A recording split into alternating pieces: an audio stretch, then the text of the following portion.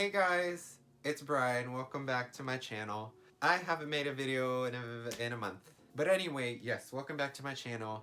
Today I'm going to film my skincare routine and show you what I do and what I use and such. And I also want to add that skincare is very personal to a lot of people, so what might work for me might not work for you. And what might work for you might not work for me. My skin has gone through a big journey. There was a point where it was really good and clear, but then I think just because of stuff I've tried, like new products I've tried compared to my last skincare video, which I will put right um, here.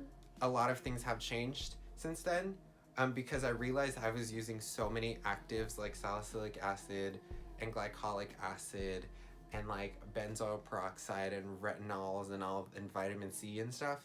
Because I was using that, my skin was like going crazy.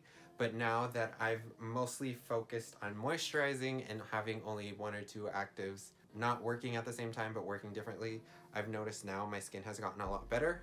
So maybe, I guess that's a pro tip, is like if you think your skin is kind of going through it, just kind of take everything that was active out, like retinols and AHAs and BHAs and things like that, out, and try just focusing on moisturizing for a while and see how that works for you. So I guess first things first, in my morning skincare routine, I start off with my cleanser, which is the super basic Cetaphil cleanser.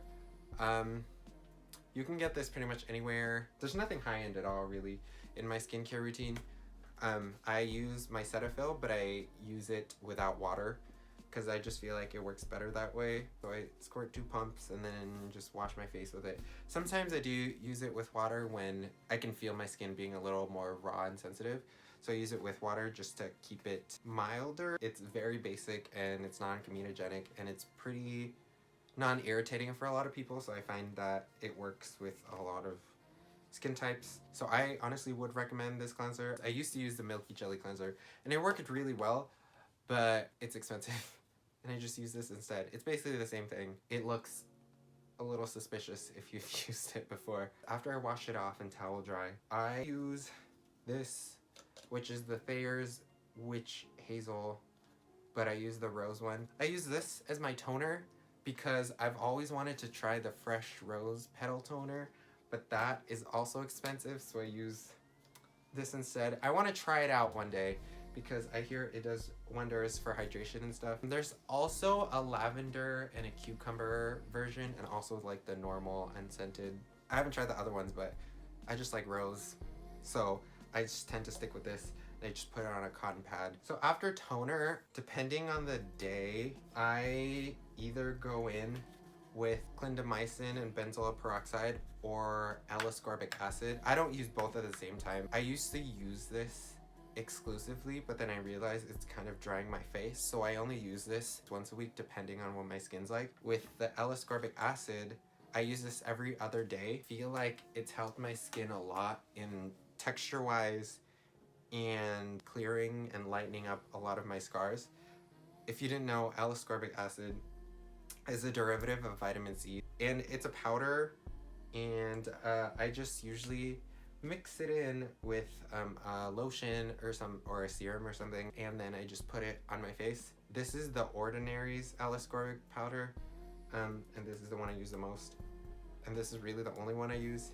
I have to buy more because it's my favorite thing in the whole world. So I usually mix this in with my Hada Labo Milky Lotion, or I mix it in with my moisturizer afterwards. So I just got the moisturizing lotion from Hada Labo, but I also have the Milky Lotion from Hada Labo. They're both hyaluronic acid.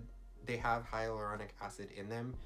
And the Hada Labo moisturizing lotion is like a serum, while the Milky Lotion is more like an essence. But lately, I've just been putting this on right after I tone, just so I can get in more moisture, because hyaluronic acid draws in moisture from your surroundings.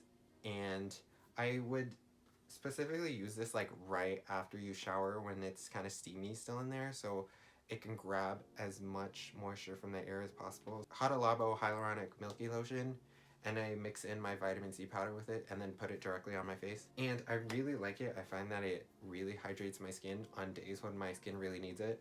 Or especially when I used to be in the classroom and they would have the AC blasting, my face would get really dry. But as soon as I incorporated these two, I feel like my moisture barrier on my face has gotten better, and so my face doesn't feel as dry at the end of the day after having all that AC blowing in my face.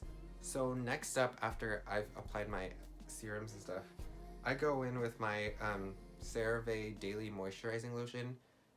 Again, super basic, super cheap. It's nothing fancy schmancy, but it works really well. But lately, switching to a Cetaphil moisturizer. They're basically the same thing, but I feel like this is a lot thinner than this one. And after that, I go in with sunscreen, which, by the way, if you don't use sunscreen every single day, I don't think you want skin cancer. Like melanoma isn't something that anyone wants. I usually use the Aveeno Protect and Hydrate Sunscreen, SPF 50. You want to use a sunscreen that's at least SPF 30. I heard that somewhere, don't know the reason why, but I feel like it's just because SPF's lower than 30 won't work as well. And there's no oil in here, but I feel like this makes my face look oily, but it smells really good. Because sometimes certain SPFs make your face feel dry, but this actually feels pretty hydrating. It just looks kind of shiny at first, and I feel like it looks shiny all day, but I used it today and I feel like it's fine. But I have also been trying out the Missha All Around Safe Block Essence Sun. It's really long. I feel like this doesn't leave my face as greasy as this one, but this is SPF 45 while this is SPF 50. And I feel like this one's a lot lighter than this one. Now when it comes to my nighttime routine, the first few steps are pretty much the same, where it's the cleanser, it's the toner, yada yada. But the only thing that's different is twice a week, usually on Sundays and Thursdays, I go in with a mask. So after I wash my face with Cetaphil, I would go in with my Indian Healing Clay Mask. And it's a bentonite clay mask. I use it with apple cider vinegar and honey. So the apple cider vinegar is it acts like a toner for your skin. The bentonite clay pulls out impurities, and then the honey is a moisturizing factor. So I do that twice a week and I leave it on. I know it says on the box to leave it on for like 15-20 minutes, but I like leaving it on for 30.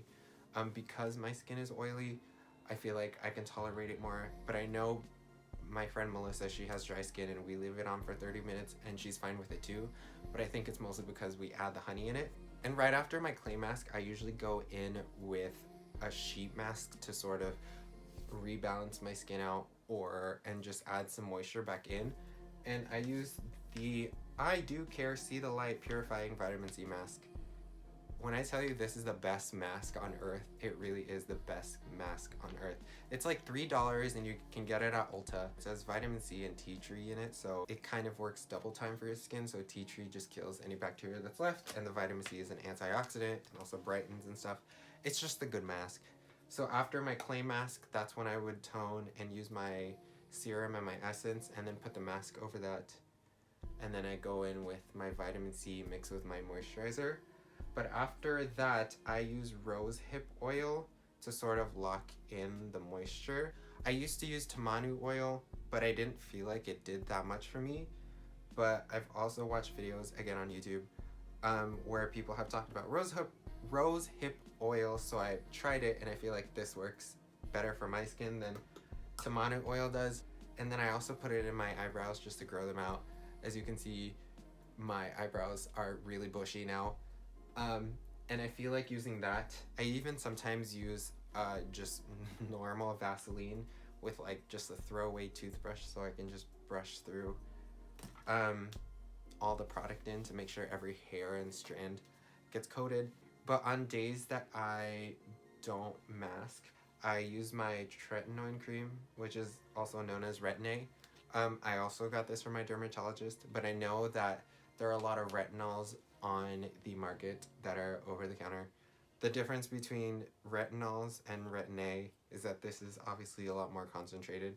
But I know The Ordinary has good retinols. I've also heard the Sunday Riley Luna oil, I think, is good, but that's if you have the money to spend. That's pretty much my entire skincare routine. I hope this was helpful for you. Again, I'll try to link everything that I'm using down bar below. I hope you guys have the day you deserve, and I'll see you next time. Bye.